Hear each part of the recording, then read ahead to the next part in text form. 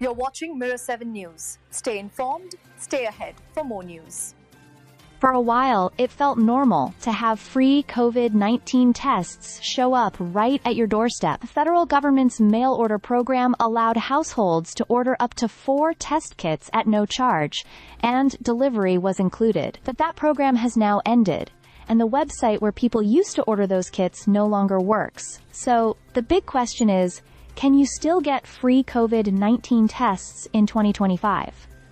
The answer is yes, but it looks a little different than before. While the nationwide government program isn't active anymore, some opportunities remain. Depending on your insurance provider, at-home tests might still be covered when purchased at a pharmacy. And in Ohio, for example, the Department of Health has partnered with local health departments, community health centers, and even public libraries to make tests available at no cost. If you need one, it's recommended that you reach out to your local library or health department first to check availability. Of course, you can always buy tests from a retail pharmacy, but insurance coverage has become less consistent. Ohio Medicaid no longer covers at-home kits, so individuals may need to rely on private insurance or pay out of pocket. This conversation is happening as COVID-19 activity is showing signs of climbing again. In Ohio, nearly 300 people were hospitalized in the weeks leading up to September 6, 2025.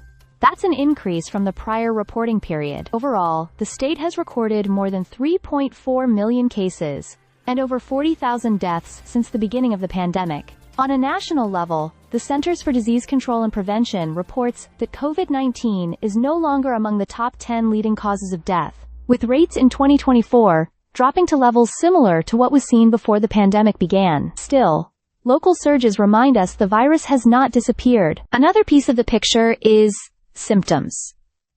These can change depending on the variant and even on a person's vaccination status. Commonly reported signs of illness include fever, cough, shortness of breath, sore throat, congestion, fatigue, headaches, muscle aches, nausea, diarrhea, or a loss of taste and smell. Because the list is broad and overlaps with other seasonal viruses like the flu and RSV, health officials continue to encourage testing. The CDC advises anyone who feels sick to stay home and avoid exposing others until they can get tested. If someone does test positive, medical treatment options are available, and early care can reduce the risk of serious illness. So, while free COVID-19 test kits may no longer land in your mailbox automatically, they haven't completely gone away. Whether through local health resources, insurance coverage, or a quick stop at the pharmacy, testing remains a tool people can use to protect themselves and their communities. Stay subscribed for more videos.